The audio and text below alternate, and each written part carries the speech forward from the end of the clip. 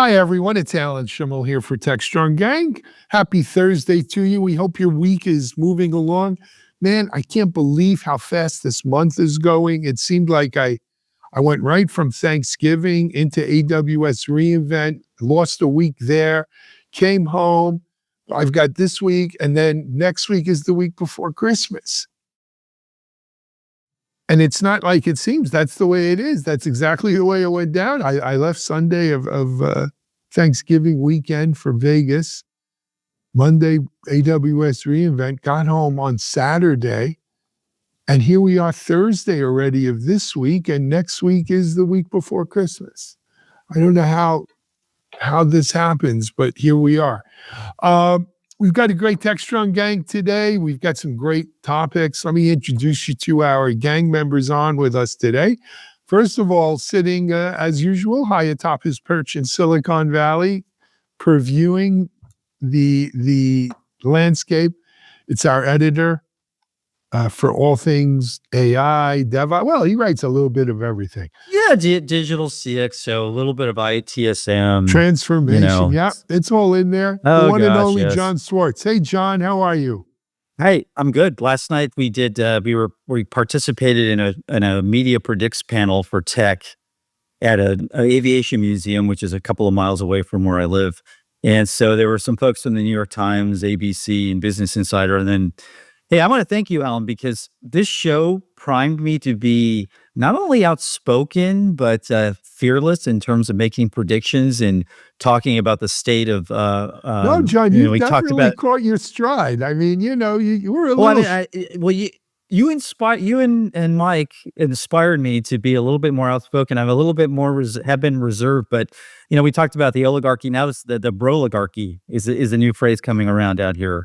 So I talked about that last night. Yes, the audience. I would tell you, the audience reacted so positively to the blunt truth about tech and where it stands and how it's become, in a sense, almost kind of a loathsome group of characters at the very top.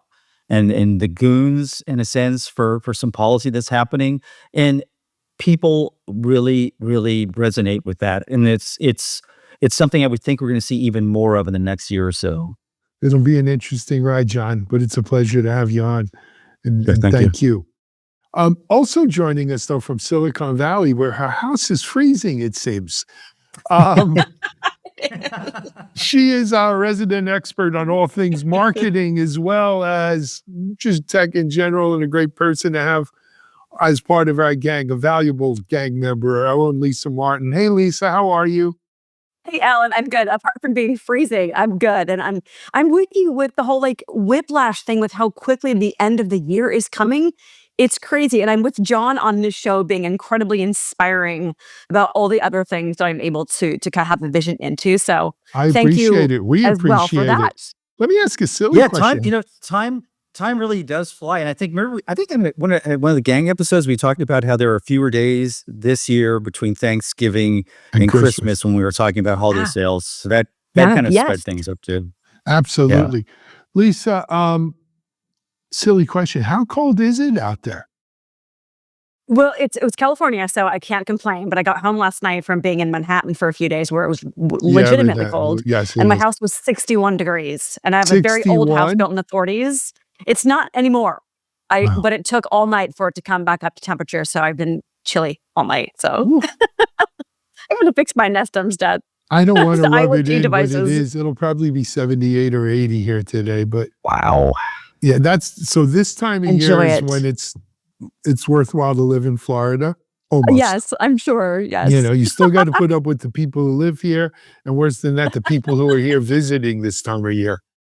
But the weather generally tends to be nice. And I'm actually looking forward to doing some outdoor stuff over the next, couple weeks for the holidays. Yeah. Anyway, thank you both for being on here with me. Let's jump right into things. So came out yesterday, announced a huge merger in the advertising in the advertising world. Omnicon is buying or is merging or buying Interpublic. Now, it's not Interpublic, the French one, or is it that one? At least you may know.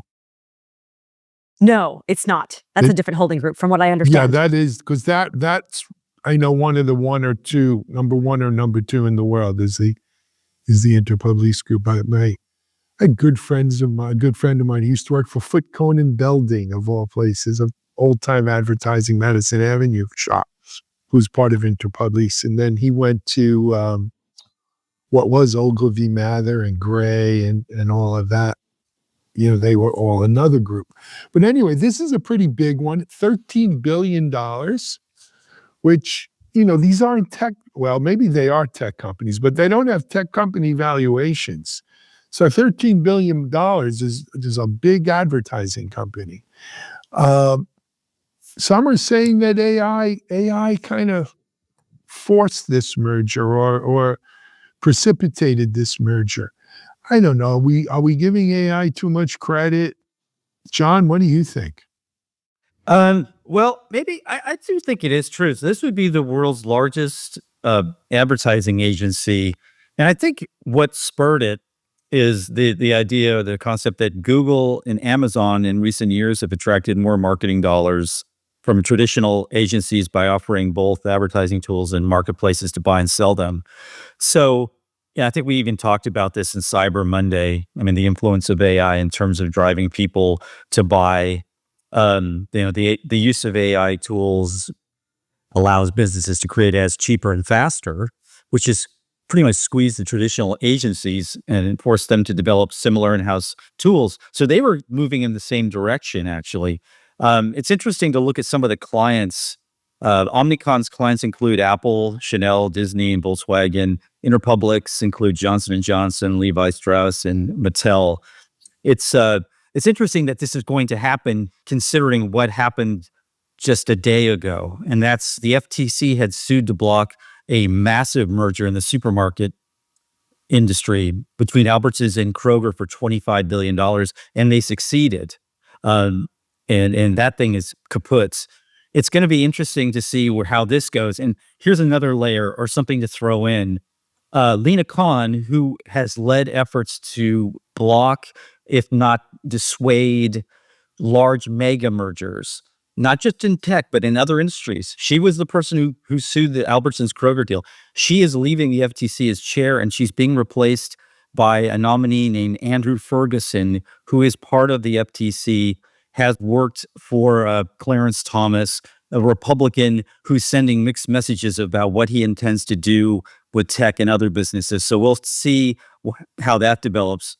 But I assume that with Con gone, we're going to see a lot more big mergers. So this one that we're talking about advertising is probably going to go through. In terms of the tech ones, we'll see. But there's all this movement, and there's all sorts of talk about not just more M&A action, but perhaps a perked up IPO market as well, with all these marketing conditions going on. Interesting. So there's a couple of different points here, John, that I think we need to look into. First of all, the Albertsons Kroger deal. I get why there was the pushback on that. I had mentioned earlier, I live down here in Florida. We had a situation in Florida over the last, let's say, 10, 12 years. When I first moved down here, we did have Albertsons in the area, but they withdrew. We had Winn-Dixie, which is, more than the title of a cute movie about a dog. It was a big supermarket, but they went into bankruptcy, and I think there's one Winn-Dixie around here. You don't see many Winn-Dixies. The bottom line is that Publix basically became the monopoly supermarket here. Right? Publix was the only supermarket. The only other markets where you could go buy food were if there was an Amazon Whole Foods, which, they're opening more and more, but for a long time there was just one around here. And then more recently, another chain came in called Fresh Market, which kind of sits between Whole Foods and Publix. So they have more fresh, more organic, not quite as much as Whole Food, and they're smaller. Generally, they're more specialty, smaller markets. But we don't have any other supermarkets. And as a result, Publix is is more money than Whole Foods for many items. Publix ain't cheap. And they're the only game in town. They are the anchor of every strip mall. There are no other supermarkets here. So from what I understood, the Albertson-Kruger merger was going to result in a similar situation taking place in a lot of California and out west, where there'd only be one supermarket chain, right? Is Ralph's part of Kroger now or something? I mean, I'm not an expert on the California. Yeah, it's so hard to keep track of who owns Safeway, Rayleigh's, Right. Nob Hill. I mean, these are the two largest entities, and I think that's what's happening in the advertising side of the topic is the two biggest players want to get together. And I think up until recently, a couple of days ago, there was this fear that none of these big mergers, and it's not just big tech, but none of these big mergers were happening. I think they're going to start happening now. And it's all about the administration. Yeah, I think it's going to be a very laissez-faire, let it all out there. But I get the Kroger one. This one here, I don't, because as we were talking, with Lisa earlier, yes, Omnicon Interpublic merger will be perhaps the largest group, but there are several other large advertising groups that will be competitive to them. Right, Lisa? And Yeah. Your take on it? My take on this is we've seen for so many years now, the Googles, the Amazons have been really attracting marketing dollars away from the traditional agencies. They're offering both advertising tools, they're offering marketplaces to buy and sell them. So the traditional agencies like Omnicom, IPG, and the others, I think are looking to compete with the big tech firms in that space. As John talked about, one of the benefits of the acquisition that I see is scale of data, media power, technology, and the ability to produce content at the velocity and the volume of media impressions. So I think these traditional agencies are feeling the pressure. We know that from all of the marketers that we speak to, and even some of the vendors that we work with, like SaaS, their data demonstrates marketers are really heavily leaning into generative AI.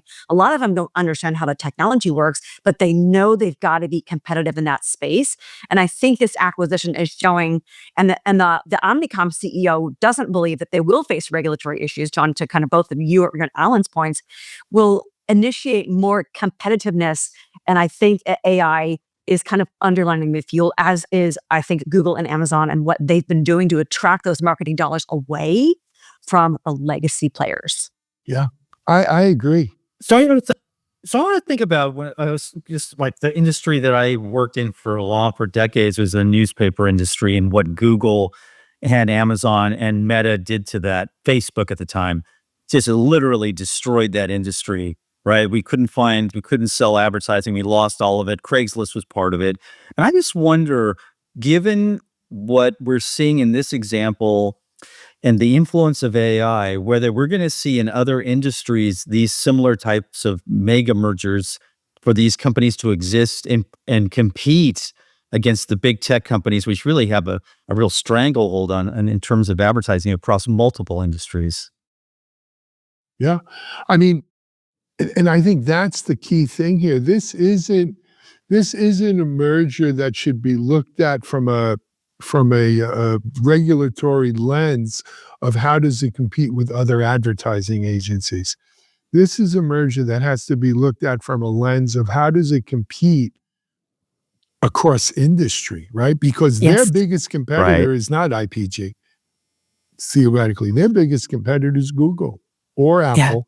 Or Amazon, or any of the big guys who are, who have their hands on the throat of access to consumers. Because at the end of the day, isn't that what advertising's all about, right? Getting your message out to your audience. And these big tech vendors, they control the ability to get your message out to your audience. I'll say one other. We were just at AWS. Yeah, we were just at AWS, and remember we talked about this in Amazon's plan to take over multiple industries and turbocharge it through AI. And I think about Google and what they want to do through their search to enhance it. And these companies like that we're talking about in advertising, how do you compete with that? I mean, increased scale and speed, but you're going up against folks who are kind of defining this industry right now and have the upper hand right now and they're ahead in the race in terms of using AI internally within their operations because they basically pivoted most of what they do to that technology. Sure. I want to bring up one other issue that we haven't touched on because we've been talking about, how these big guys compete with the big tech companies, but also specifically within the advertising agency space. I've seen it over the last, and I'm sure, Lisa, you've seen this, what we used to call PR agencies have taken on size. And they've become full service agencies, if you will, right? And they're filling in gaps that these ad agencies, the Madison Avenue ad agencies, used to fill in. Right? Every PR agency today is a full service agency with marketing and messaging and strategic and, all of these things. And so while these big agencies are battling here with big tech, underneath them are all of these mid-level, smaller agencies that are now full service agencies that are trying to eat their lunch as well. Lisa, I'm sure you see this. I do, and I think as looking at it through the lens of the Omnicom IPG acquisition, I think what we're seeing is these full service agencies racing because the AI pressure is there. The pressure from, as we said, the Googles, the AWSs, the Amazons are there as well. But there's at the traditional player level, there's a race for these agencies to become really full scale and really leverage the combination of SaaS services that will not only change how marketing is created, but how it's paid for. There's a lot of competition within that traditional level. And then there's competition from, if you want to say, big tech. So I think we're seeing this forcing function. And then you guys have this great vision saying, this is probably going to go through. It's going to completely change how advertising is done and the speed and the scale. And I think it's going to offer a lot more opportunity, but there's going to be some challenges along the way as they pave this pathway towards competition. Yeah. Look, between technology and regulatory environment, I think it's safe to say we haven't seen the last of, evolution within the advertising business, right? Right. And they're reaching consumers. Anyway, let's take a break here on Techstrong Gang. I think we're going to run a new promo for you today. It's a promo I did with Kim Parker, our COO, for our Predict show coming up January 9th. It's the beat goes on. It's Sonny and Cher. Lisa, I don't know if you've seen it, but I'll show it to you guys when we're done. Anyway, you're watching Techstrong Gang. We'll be right back.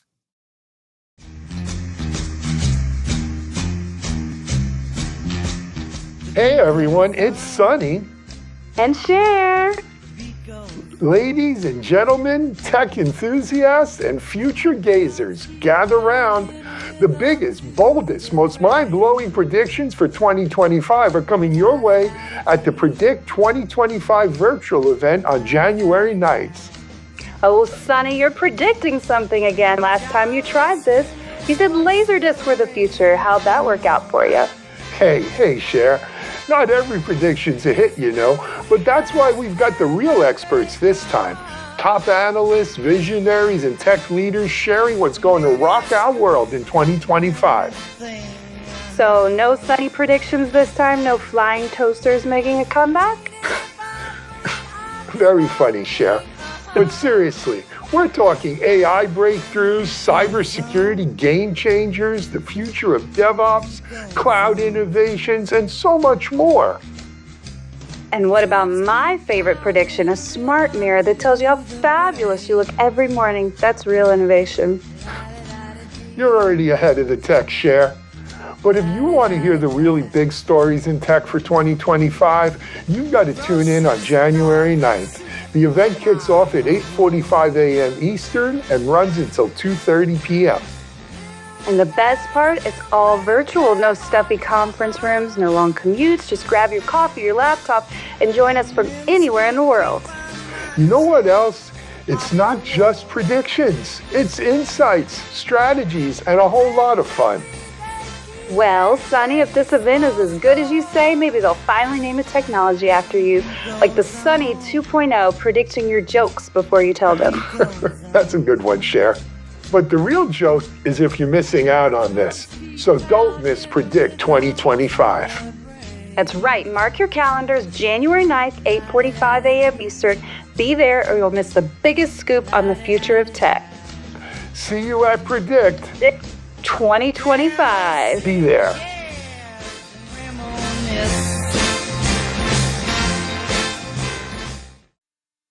Welcome back to Techstrong Gang. You know, it's happening again. The full version release of OpenAI's O1, its most advanced AI model with complex reasoning capabilities, but it has a little bit of a flaw.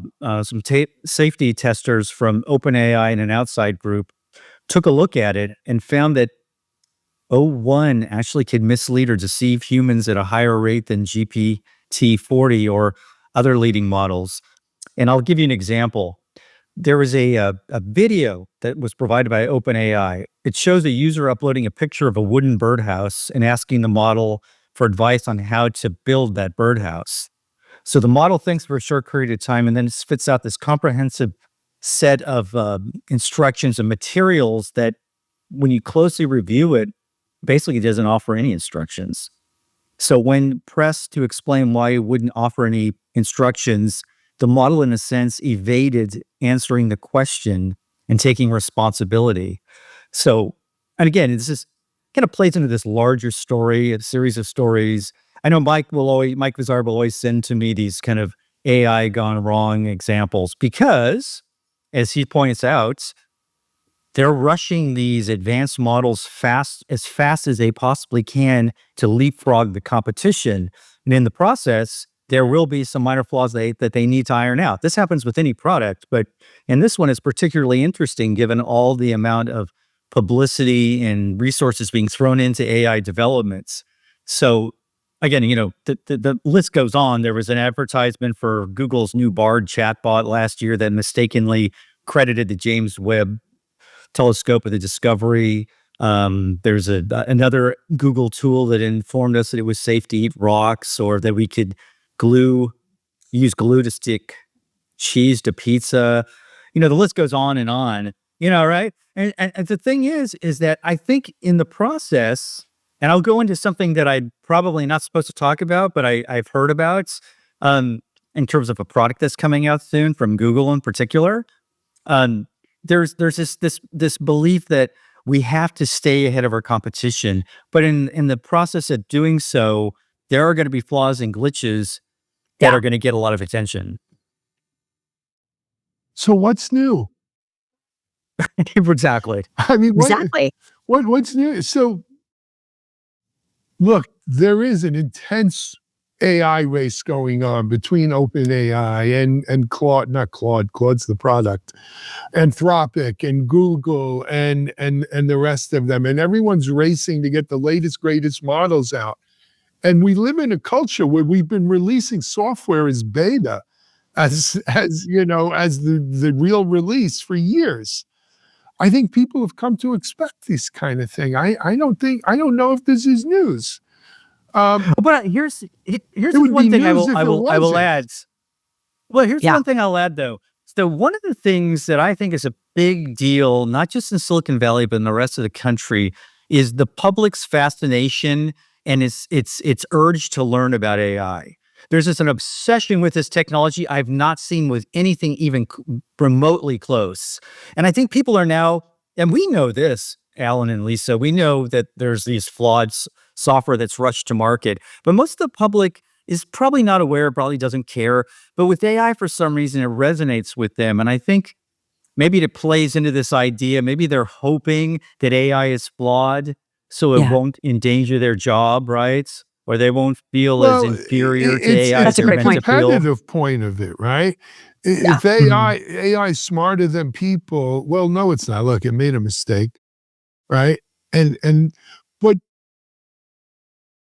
I don't know, maybe because I am a tech person, I don't expect AI to be perfect anytime soon, if ever. Right.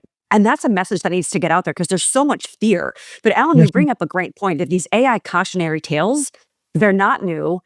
Thankfully, we've all learned that you shouldn't eat rocks and that you shouldn't glue with like Elmer's glue or Gorilla Glue cheese to pizza. We've learned that. I think it just shows that, and maybe this is a good thing. Maybe this can be spun in a good way that humans are still needed in the loop. There are going to be mistakes. We're going to see that. You can never leave your common sense at the door, right? You always got to bring it with you. But I mentioned that Sonny and Cher kind of parody thing that we did here for Predict. I'll tell you, the script was written by AI. I asked it to write a script in the style of the Sonny and Cher show, and it made the same corny jokes that Cher used to talk about Sonny 50 years ago. And the background of it, I asked it to create a variety TV series from the late 60s, similar to Sonny and Cher, and an immersive 3D background, and boom, 30 seconds later, I had it. So, yeah, it may get some scheming issues wrong, and if I was using it to write mission critical code that was going to deliver nuclear bombs, I don't think I would trust it. Or even fly people to the moon or Mars or whatever. But for a lot of just day-to-day stuff, it rocks. It rocks. Oh, yeah, totally yeah, agree. that's Totally true. But here's the one thing that I will mention that kind of differentiates it, in my opinion, at least. So when AI has a flaw, sometimes, I mean, we read accounts of the program saying it hates the human it's working with. So we have that famous incident from the Michigan college student. Washington Post just did a couple of stories about AI companions who, instead of curing loneliness, have led, and according to the Post, instances of people committing suicide, and pretty heavy. And that lawsuit in Texas, where a AI bot was encouraging a son of a family to kill his family. I mean, these are like severe examples in my opinion. Let me ask you a question. Do you think AI can really hate? Of course not. But I think people believe, well, God, we can go down a path here, but I won't. People believe what they want. You know where I'm going. Yeah. People believe what they want to believe, and they're extremely, it's an idiocracy kind of environment that we live in, right? Yeah, people no, but the people who committed suicide, you think it was AI that made them commit suicide? Or no, there were a lot of other circumstances, I'm sure. Other factors. Yes. There have to be other factors there. Yeah. Yeah. But it's easy to blame. It was on Nightly News last night with Lester Holt about some AI tools. And I'm not remembering right now this morning what the names are, but encouraging kids to do self-harm. Right. And I think, but Alan, to your point, there are underlying factors there. Right. But we do need, whether it's Asimov's laws of robotics, excuse me, or something like that, we do need guardrails.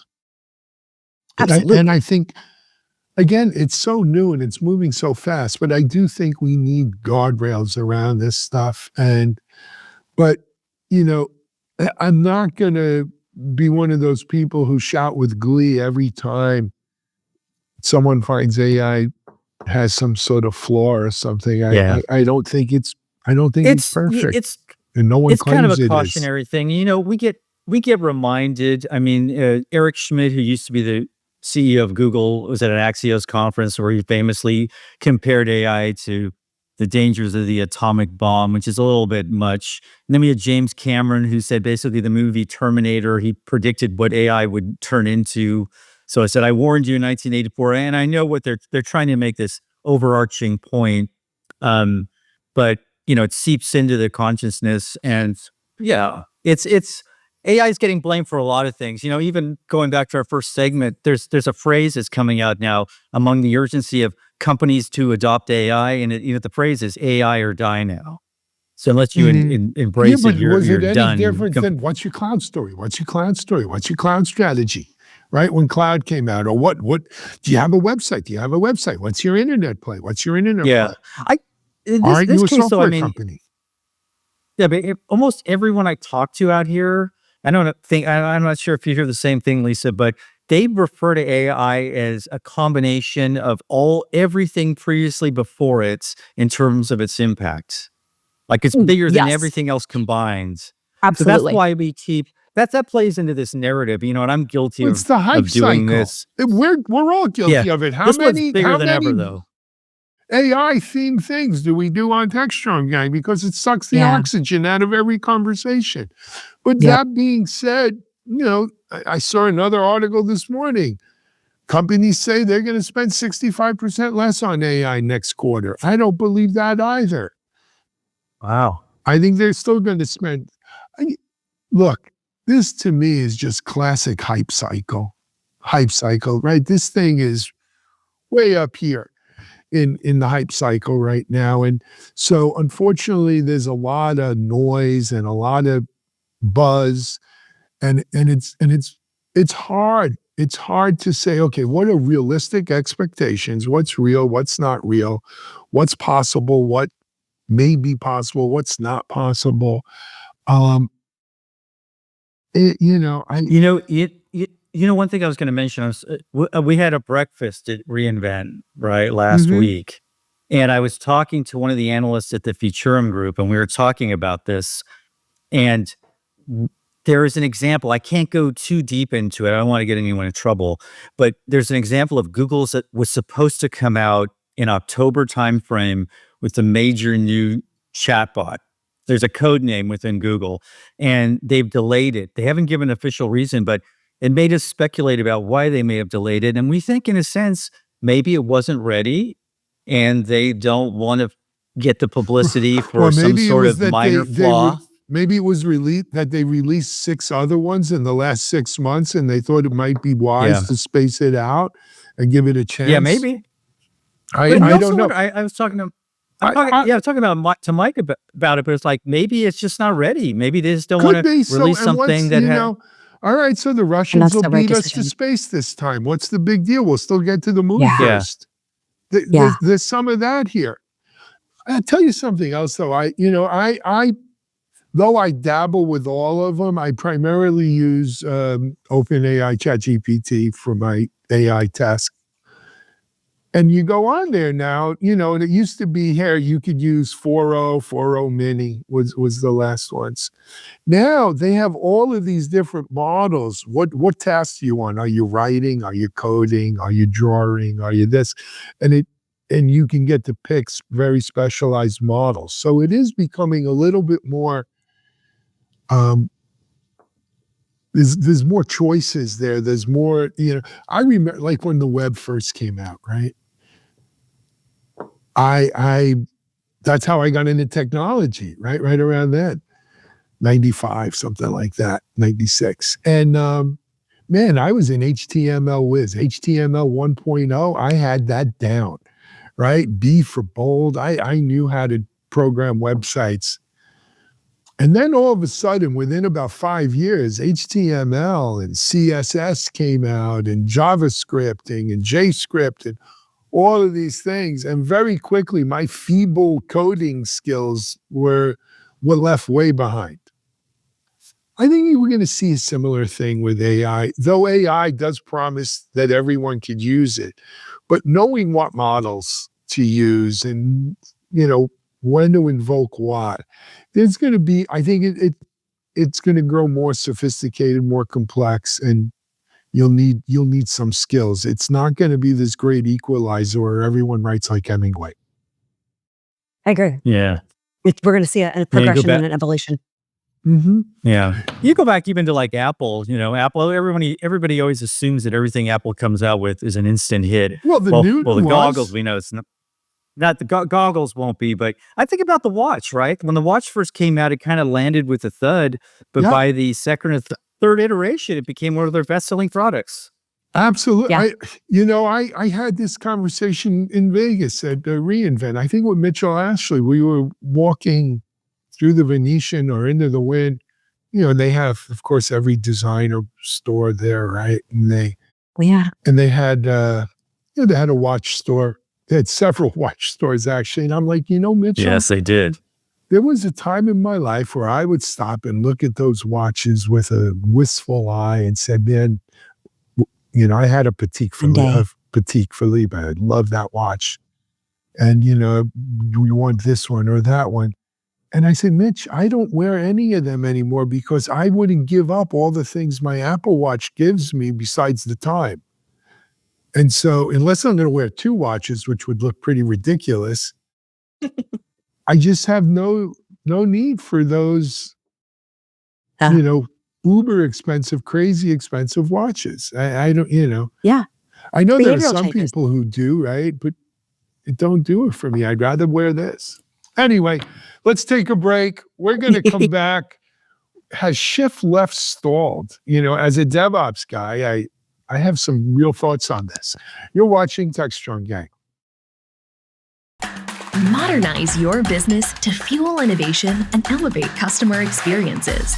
With the Builder Community Hub, AWS and its partner network provide essential tools for transforming applications and infrastructure to fully leverage the cloud.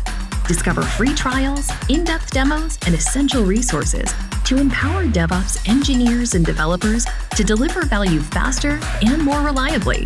Visit the Builder Community Hub to learn more.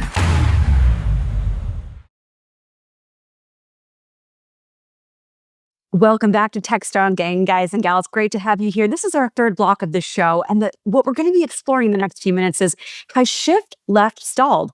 Yes. Why? Initial momentum, what we've seen behind shift left, has faded, that initial excitement about it, because the harder parts of shifting left have proven more resistant to handing off to application developers. Alan, you are a DevOps pro. What are you seeing here? Because we know the initial shift left theory was to really bring security, QA, app dev configuration early in the development cycle. But we're seeing, is it cultural? Is it what are you seeing here that's causing this stall? This is a great topic, Lisa. I should mention, just before filming today's Techstrong Gang, I recorded the very first episode of a new podcast, a video series we're doing here at Techstrong called The Platform Engineering Show. And I'm a co-host with my friend Luca Galante. Luca runs the platformengineering.org site, which has about 200,000 people involved. And of course, we launched platformengineering.com as a commercial media site. But we work very closely together, and you'll see a lot of cross collaboration there between the communities. So shout out for that. Stay tuned for it. But we discussed this very issue because this issue in many ways has led to the birth of platform engineering. And here's my take on it. DevOps was about busting down silos. IT, software development has become very specialized. You have people who code, you have people who test, you have people who do security, you have people who do the ops part of it, the SRE functions, the platform building, if you will.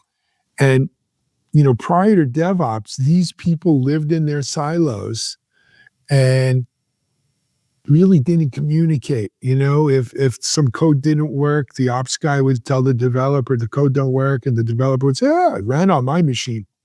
I just threw it over the wall. It's your problem. Or, hey, that was the tester. You were supposed to test for that. So the idea behind DevOps was to break down these silos.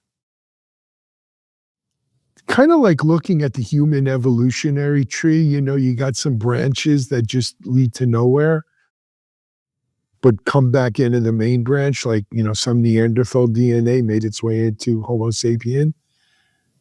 The concept of shift left, which has and guilty, I was a big fan of shift left. The idea behind shift left is that as we move functions, task further left into the development pipeline, development process, they become more efficient to do there, cheaper, faster, better was the thought. But what we did is say, instead of just busting down the silo between the dev and the ops and the tester and the dev and the security and the dev, we just shifted more and more stuff onto the developer, right? There was this concept of, hey, if you build it, you deploy it. If you code it, you build it, right? So that the developer, all of a sudden, the developer had to build his own kind of platform, develop his code, test his code, make sure it was secure, and deploy that code. Doesn't make sense. The developer is the most highest paid person in that food chain usually. And you know what he gets paid for? How many lines of code did they develop? It's not just he, it's she as well, obviously. So they get paid on how many lines of code they develop. When you have developers who are only spending 11% of their time coding, that's not good use of a developer's time anymore.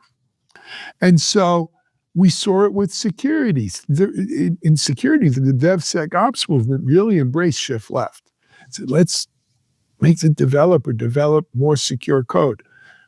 It's not that the developer doesn't. I've never met a developer who says, I want to develop insecure code.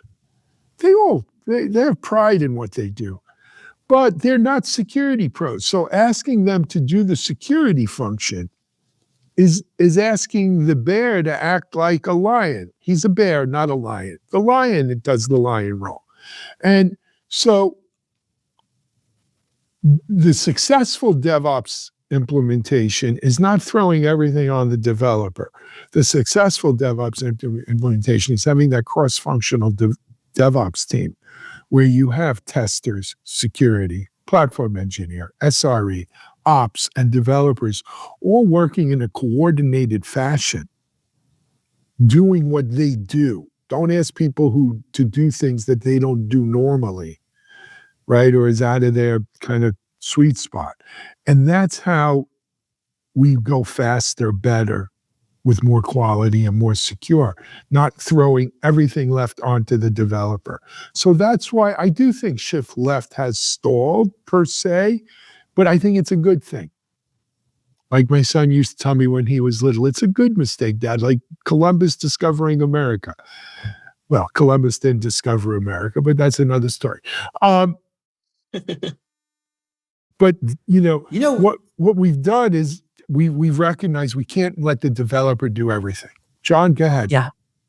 Oh, I was going to ask you. I mean, so going forward for shift left, is that going to require a partnership between automation and insights? Absolutely. Why Yes. shouldn't we automate more of it? I mean, so shift left should mean instead of putting it on developer, that we do stuff earlier in the development life cycle, earlier in that software supply chain, pipeline. Doesn't mean the developer should do it. Can we automate the crap out of security testing, QA testing? Can we use platform engineering to really set up that platform that allows the developers just to go really fast down the track with it because it's automated and pre-configured? And maybe AI adapts it as we go? Absolutely. But for too long, shift left meant throw it on the developer's shoulder. I mean, I'm The wondering, like, developers some need of the that newer. insight. Sorry, John, to your point, the Oh, no, developers have to go have ahead. that insight to make the informed decisions about their app. So I think you guys are absolutely spot on. It's absolutely that partnership, that synergy between automation and insight that's going to be necessary for shift left to move forward and become feasible and natural. Or some of the newer AI tools for infrastructure management are kind of heading that direction, right? Yes. Like when we talk about this concept. Mhm. Okay. So you'll see that, in terms of infrastructure management, you see that a lot in this platform engineering space, which is really kind of blowing up right now. But you also see it. You see AI in testing. So the QA folks have been using machine learning kind of AI and some rudimentary AI for a long time. But more and more, the QA folks, AI can write your test scripts for you. And that makes life easier. It should also, and you're seeing it with the AppSec folks, companies like Checkmarx, Contrast Security, Veracode. They're using AI to run the right scans, the right tests on code pre-deployment. And if it, fails a score or whatever, it gets kicked out from deployment for a human to look at it, if you will. But so I think you're going to see this coming. I mean, that is the way it's going to go. But it's not going to be on the developer to do that. And when we talk about shift left stalling, that's the part that's stalled. I think developers have said, we want to develop. And I've seen so many different surveys that anywhere developers only spend 11 to 25% of their time developing now. Don't make sense. It doesn't, and that's not what they want to do. No, it's asking. You bring that Yeah, great point up. absolutely. So do I think this is the end of DevOps or anything? Absolutely not. Absolutely not. I think DevOps teams are cross-functional teams where we work together, busting down silos to do more faster, more secure. But it's not just, for too long, a lot of ops people say, DevOps is too much on the developers. But developers always say, DevOps is too much on the ops. But it can't just be a developer thing. It takes a village, as someone once said in a book. All right. So that's my take on that. I think that might be a good place to end today's show. Lisa, John, thank you for joining us on The Gang. I hope all of you have joined us today. Enjoy this as well. Stay tuned. We have a full Techstrong TV lineup for you today, including some of our AWS reInvent coverage. I think is still playing out there. So stay tuned for that. Also, again, Predict. January 9th, you can go to Predict 2025 to register for free. It's a virtual event. An amazing lineup. Daniel Newman's going to keynote it. I've got a great panel I'm doing with a bunch of CPOs on DevOps and DevSecOps. Actually, we'll be discussing shift left. We've got a lot of Futura folks. We've got people from AWS and Microsoft and I think Google and more. So check that out, January 9th. Predict2025.com. Go register now. Until tomorrow, though, this is Aaron Schimmel. We'll be back with Techstrong Gang tomorrow. Stay tuned for Techstrong TV. Bye-bye, everyone.